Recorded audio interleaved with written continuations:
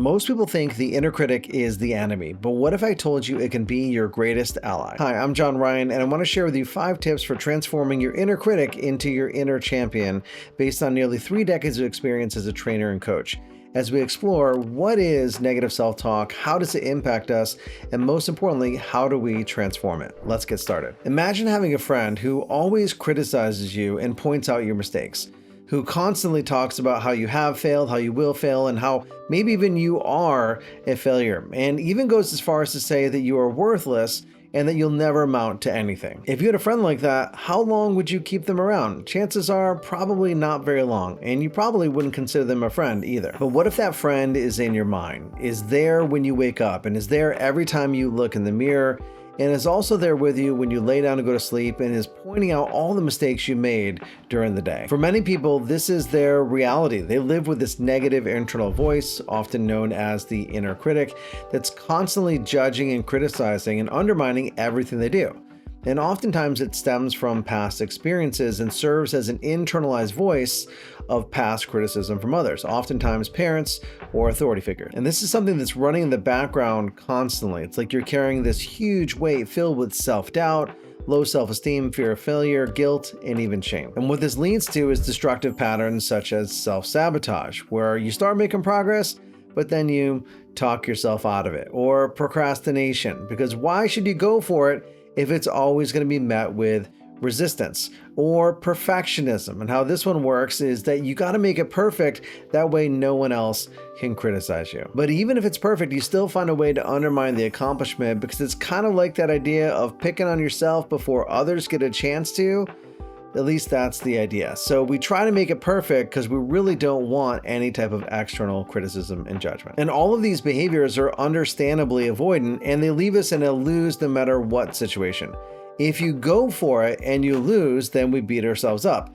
If you don't go for it, then the voice says, I knew you weren't serious, just like always. To combat this, one skill that I share with my clients, especially those with negative self-talk, is to find a way to win no matter what. And that's what we're doing here as we explore 5 tips to transform your inner critic into your inner champion. Number 1 is to name your inner critic. By giving your inner critic a name, you're creating some distance. It's not you that's saying these things, it's your inner critic. And what that does for you is it creates some psychological distance so you can recognize what's going on and respond to it. One thing you can do is not just give it a name, but give it a nickname like Negative Nancy or Debbie Downer or Critical Chris.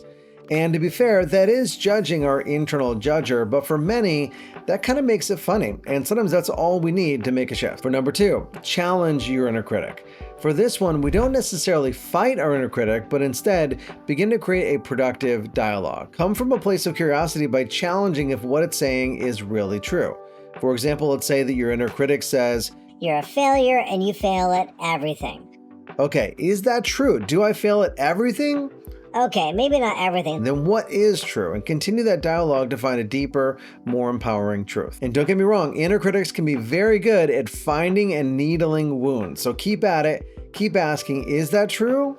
If not, what is true until you find that deeper, more empowering truth? Number 3 is uncovering positive intent. And for many of you, this might be the most important one that we cover. Uncovering positive intention is recognizing that your inner critic is actually on your side. Your inner critic wants you to be successful, but its primary goal is to keep you from getting hurt. The thing we have to understand is that negative behaviors almost always have positive intentions. And I get it, this is a hard one for people to accept at first glance. And people often challenge that idea, say, well, if that's true, then what's the intention of my inner critic saying, You suck? Well, when I turn it back on them and have them ask themselves, they often say protection. The inner critic often says negative things because they're afraid. They don't want you to get hurt. And they know that when you go for it, there's a risk that things might not work out. So if you think about it, they're really trying to support you. They're trying to help. They just don't have a better way. To help our inner critic and help them become our inner champion, we want to improve our relationship with them. Have a dialogue with your inner critic. Uncover their positive intention and begin to pay attention to when it's time to challenge them and when you really need to listen to them. Number 4 is set reasonable expectations. For this one, we want to practice designing wins before you begin so that you win no matter what. If you have a goal of writing a book and having it become a bestseller and sell 1 million copies in the first year, well, we're kind of setting ourselves up for disappointment. Not because that can't happen, but because we're focusing on things that we can't control. The only thing we can control is writing it and promoting it. That's it. So the win, no matter what, is that you had a vision for writing a book and you took consistent action to make that a reality. That's awesome.